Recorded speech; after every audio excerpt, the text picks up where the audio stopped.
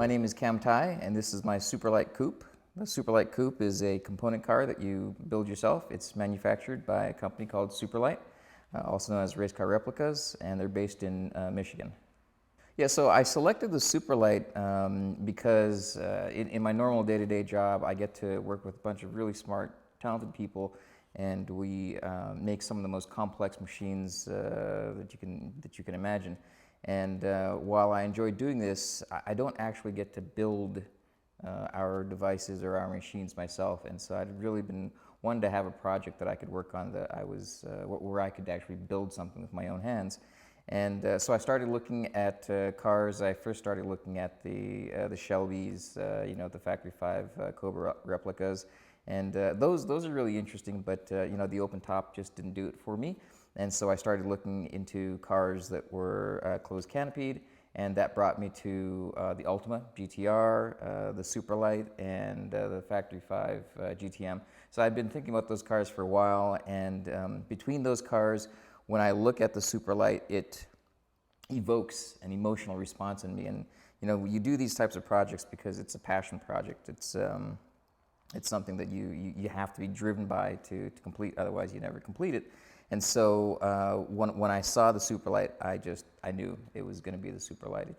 It spoke to me on a very, I'll say, emotional level. Yeah, so Superlite's got a really incredible website. When you go to their website, they have this fantastic configurator. You can look at all the options that they offer, and as you're selecting and making your options, the configurator updates the car that you'll be receiving, essentially. So you can kind of see what your car is going to look like before you click purchase. And once you click purchase, the next step is you wire them a whole bunch of money to get started, and then the next part is the hardest part. It's the wait. Generally speaking, it takes about 16 weeks, and more recently it's taken longer for you to get your car. But in that time, it's basically lights out. You really don't get too much in terms of updates when it comes to getting status progress on your car. So you're just waiting, and then one day you get a call from the car carrier saying, "Hey, I'm going to be there on Tuesday. Drop your car off," and then they show up. Funny story. So I had been obsessing about this car for many months, and I'd gone through the websites, the GT40's website, which is the forum that most SLC car builders frequent, and I think I read just about every single post made on that site for the last 10 years, and I had been obsessing about this car for many months. Anyway, I was at work and had a particularly good day at work, and I just decided that I was going to buy the car. And so on the way home, before even telling my wife that I was going to do it, I stopped off at the bank, did a wire transfer, and came home, and I said, "Babe, I pulled the trigger on the Superlite." She wasn't surprised. So once you receive the car and you get it down to wherever it is you're going to work on the car, it basically comes as a rolling chassis. So the factory assembles the car well enough so that it can be rolled on and off the car carrier, but really that's about it. You get the chassis, the wheels are hung on the car, and the suspension's bolted together. And then when you open the car up, it's just packed full of boxes, and you almost need 3 car spaces or 3 garage spaces, parking spaces, in order to work on the car, because the first thing you do is you take the body off the car, and then you got to store that someplace, and then you take all the boxes out of the car, and then you got to store that someplace, and then you got the chassis and the frame that you've got to work with, that you have to slowly rebuild the car with upon, basically.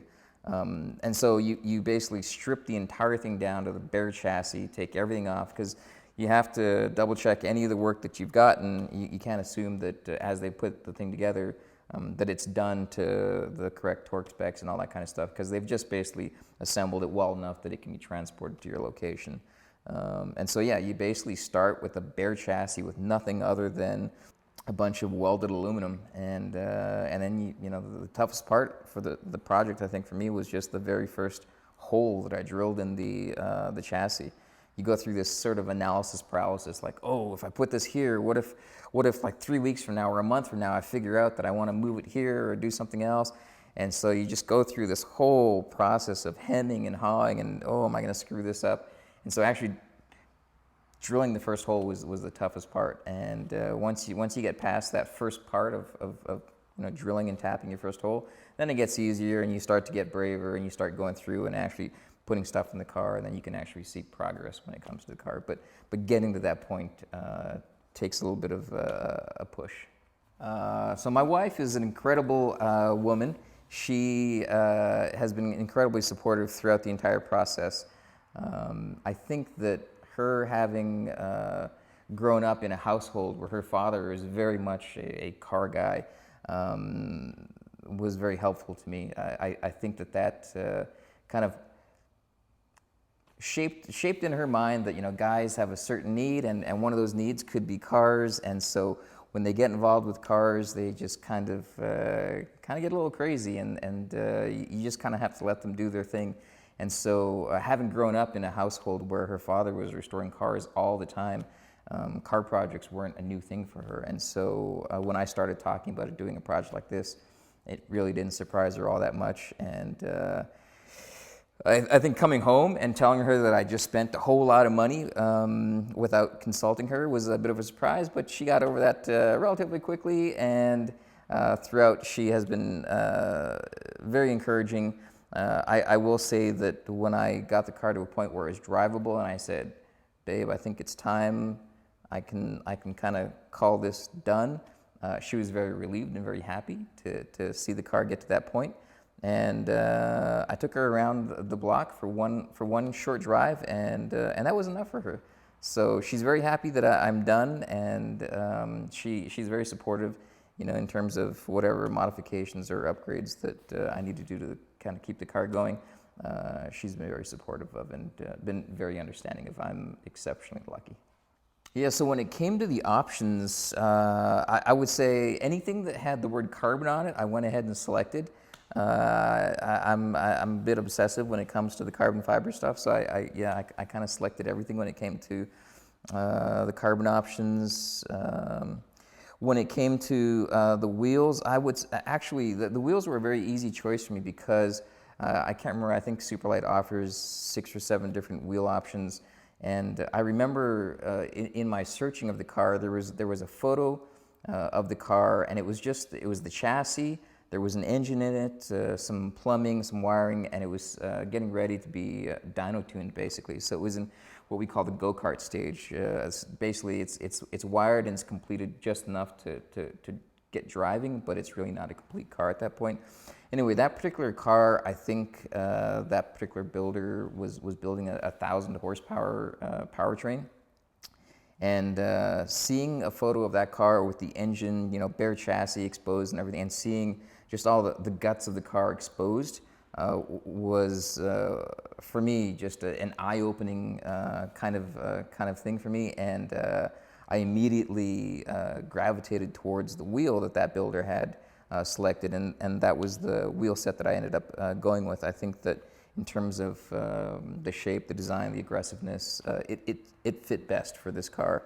And so for me, the wheel option was pretty obvious. When it comes to other options that you can get from Superlite, however, they offer from mild to wild. So this would be considered a street car, kind of a crazy street car, but this is considered their street car trim.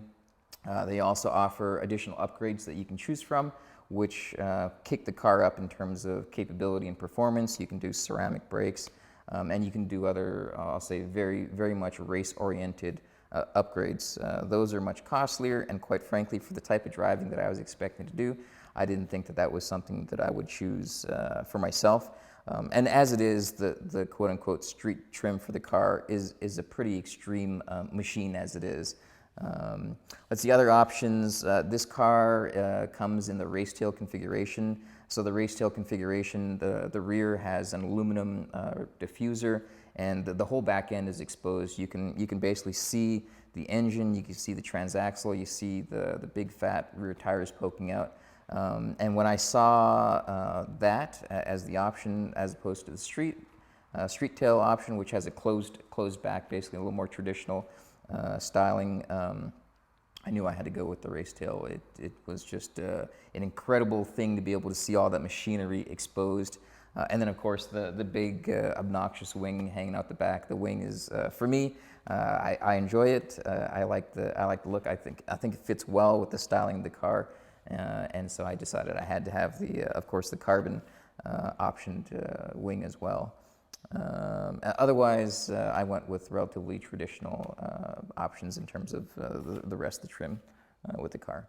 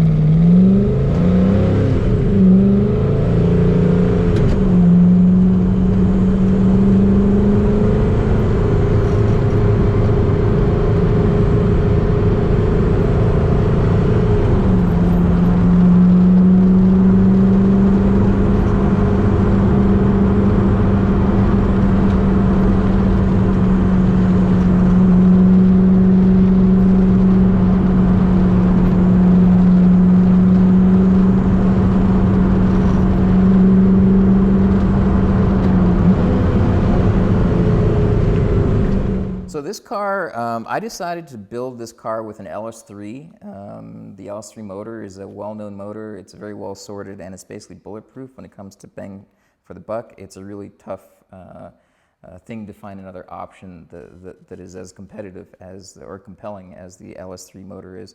You can get a crate motor from GM, and they do such a wonderful job to make it essentially plug and play. You get the motor, you get the wiring harness, and it's everything that you need to get the car running. It's really an incredible package that GM offers. So this car has the LS376 525, which is their 525 horsepower variant. With a little bit of tuning, this car currently makes about 550 horsepower and about 500 foot-pounds of torque. It is mated to a Graziano 6-speed transaxle. And that transaxle is a four-wheel drive transaxle that's also used in the Audi R8s and the Lamborghini Gallardos. I sourced the transaxle through RCR. I didn't go through them for the engine. However, RCR, Superlite, they will work with you. Whatever engine you want, whatever powertrain you want to use, they will work with you to figure out how to get it in the car. The chassis is kind of designed and well suited to the LS motors, but there are other combinations that other builders have gone. I've heard of Maserati engines, Ferrari engines, Coyotes, the Hemis. You can basically put whatever motor you want in here, and if it doesn't fit, then the factory will work with you to come up with whatever modifications are needed to the chassis to make it fit. And so they are an exceptionally awesome partner when it comes to collaborating to come up with a build. So the transaxle comes out of the Audi R, or is also used in the Audi R8 or the Lamborghini Gallardo. And for the shifter, I have the gated shift mechanism pulled straight out of the Audi R8.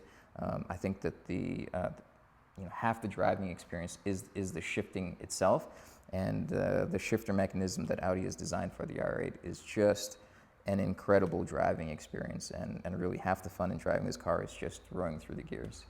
Yeah, so I decided to document my build in as much detail as I did for a couple of reasons.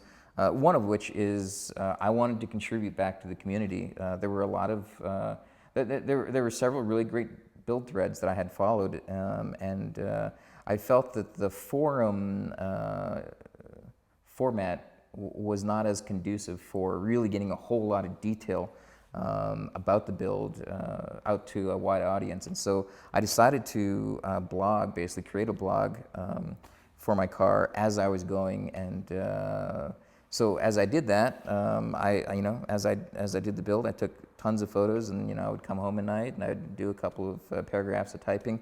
And at the end of it, I think when I finished the car to a point where it was drivable, I decided to print my blog out, and I think I printed out almost 600 pages of text and photos for the build. But yeah, so I think that having that book at the end of this project was also one of those things that I kind of wanted to have, so that I could go back and review the build as it was going, and kind of remember the process for myself. So that was another reason for why I decided to document the build in as much detail as I did.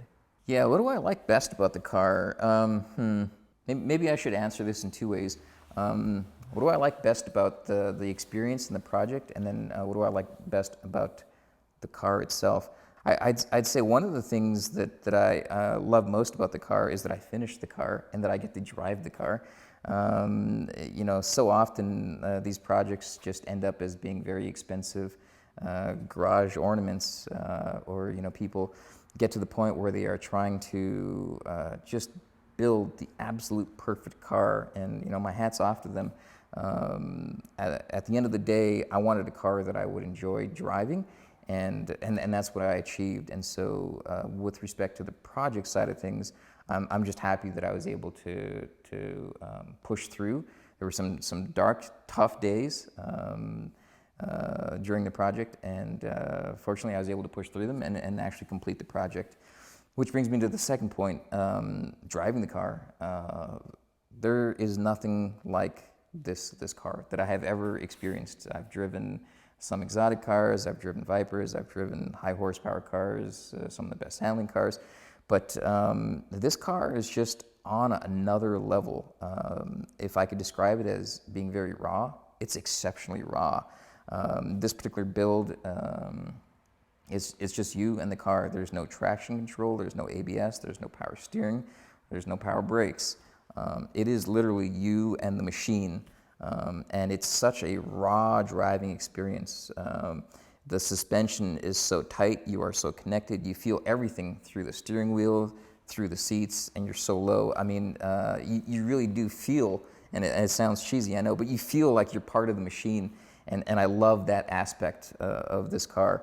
I'll say it's been about 3 years now since I finished this project and started driving it, and every single time I get into this car, I strap in and put the 6-point harness on, my heart rate starts to go up, the adrenaline starts to pump, and then I take off in the car, and every time it takes me a few minutes, it takes me a couple miles to kind of get the heart rate back down and get the adrenaline kind of bled off a little, so that I can kind of get back into a normal state. But yeah, every single time I get into this car, I still get that feeling that, like, oh man, I can't believe I'm about to do this kind of feeling. And so I love that aspect of the car, and I love the driving experience that it allows me to have, being so connected and just really being able to feel everything through every part of the car, and feeling like I'm part of the machine.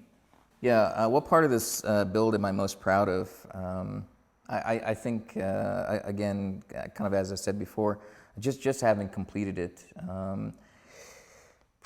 I had never taken on a project of this scope before. I'm a car enthusiast. I love tinkering with cars. In college, I was part of the Formula SAE team there, where we design and we build a Formula-style car, and we competed with other schools. So I wasn't exactly new to the world of fabrication in my job. Every day, we design things, we get things made. So I'm not new to the world of fabrication and assembly and that kind of stuff. But I had never actually tried to take on a project of this scope myself. I've rebuilt engines, I've done basic bolt-ons, superchargers, that kind of stuff, but not to this scale. And there was a lot of learning. I had never worked with fiberglass before. I had never worked with carbon fiber before. And so this project really forced me to push and learn and just overcome. And so that whole experience that's part of why you do a project like this. You don't do it because it's easy. You do it because it's hard, and you do it because you want to learn. You want to go through that experience. If you do the trade between taking a year off of work to work on this project and the salary that I lost to do that, in addition to the amount of money that it costs to purchase all the parts, the kit itself, and all that, I would be crazy. I could have gone out and bought a really nice exotic car, but instead, here's what I ended up with, and I love it. And part of that is because I got to have that journey, that experience of starting with this thing that is basically not quite a machine, but it's an assemblage of parts that don't quite work together just yet. And then I got to transform it into this machine here. So yeah, I'm very proud of having been able to go through that journey, complete that journey, and be very happy with the project at the end of it. The most fun part of this project, let's see. I would say that one of the most exciting memories that I have of the car was the first time I drove the car. And this is what we call the go-kart stage. So it's basically bare chassis, the suspension's been hung, things are sort of aligned, you have the engine in there, you maybe have an air filter in there, you have your electrical system sort of hooked up, the radiator's all hooked up, and you have a throttle pedal. I don't even think that I had fully secured my seat to the chassis yet at that point. So it's literally a steering wheel, throttle pedal. The brakes are, maybe they're bled in, maybe they're not, but they work well enough. And that's the go-kart stage. And when I first got the car to the go-kart stage and I drove the car around the block for the first time, my heart was just racing. One of the things going through my head at the time was, don't wreck, don't wreck, don't wreck. But just the experience also, being so low to the ground was completely new to me. And, being able to just put your hand out and touch the ground as you're sitting in your car is a pretty incredible experience. And, the raw nature of the car, the engine is, inches behind your head, that whole experience, that was an incredible experience for me. Getting to the go-kart stage and taking it around the block for the first time. That was incredibly fun. Any future plans to build upon the car or to track the car? There are certain upgrades that I have planned and that I'm slowly chipping away at. Now that I'm back to having a full-time job, I have a young child and a family, and so and I have other hobbies which take up a fair amount of time as well. And so the time that I have to devote to modifying and upgrading the car is precious little these days, but I have a couple of projects that I've been working on that I've just been chipping away at over time, but nothing really serious. The car is at a point now where it's driving. I love driving it. It's, knock on wood, relatively reliable right now, and so it's in a great state. So no real major plans to upgrade the car, but a couple of small projects here and there. Future plans, other cars. As of now, no real plans to work on another major project like this. As I said, I have other hobbies, and I've kind of shifted recently into some other hobbies. But otherwise, it's drive the car and enjoy it when I can. Yeah, so what car events to enjoy? Obviously, cars and coffees are really fun events. I go to those on occasion. This car tends to attract crowds, and it can be a bit overwhelming at times, having so many people come up to you and ask questions, and you get a lot of the same questions as well. I know some SLC owners, they'll bring out like a sign with them that has all the specs of the car, so they don't have to keep repeating themselves. I haven't done that myself, but I do enjoy going out. I enjoy seeing other people's projects, and Cars and Coffees events are great for doing that. We have a wonderful one here locally, the Lafayette Cars and Coffee. It's bananas. It is by far the biggest Cars and Coffee event I have ever seen in my life. And you get the full spectrum of cars there. You get crazy exotics, you get awesome, BMWs, Audis, and you also get these crazy personal car projects similar to the SLC, other hand-built cars. You just get the full spectrum at this event, and I really enjoyed the couple of times that I've been. I really enjoyed that experience. I also really love just talking to people and showing them the car.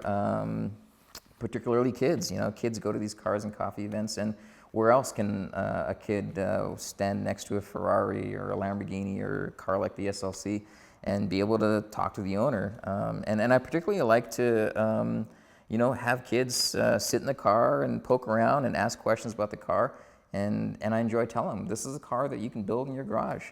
And if I can maybe help inspire some kid to say, hey, this guy did it, maybe I can do it one day. And maybe they can pursue projects of their own, of similar scope and magnitude. I would love to be able to get the younger folks interested in projects such as these. So I enjoy the cars and coffee events. I enjoy those types of events. I really enjoy driving the car. These days, I don't have a lot of time, so what I tend to do these days on the weekends is before my wife and my daughter are awake, I'll go out, I'll drive in the canyons, and I'll be in and out before the rest of the public kind of shows up. And so, yeah, I get to have my own quiet time with the car, and really it's point of the project is to have that experience of building it, but also to drive the car. And I just love driving the car, and so really that's these days what I do. Just get out, find a quiet road somewhere, and just drive the car. Thank you so much for coming out and talking to me and videoing the car and having this conversation. It's been a great experience. I'll say that I've enjoyed watching your videos, and your videos are getting better and better each time. I had a ton of fun shooting with you guys, and I'm looking forward to seeing the video on this car and the future cars that you've got. I know you've got you had another car lined up after this one, which was pretty incredible as well. And so I'm looking forward to the additional content that you guys come out with.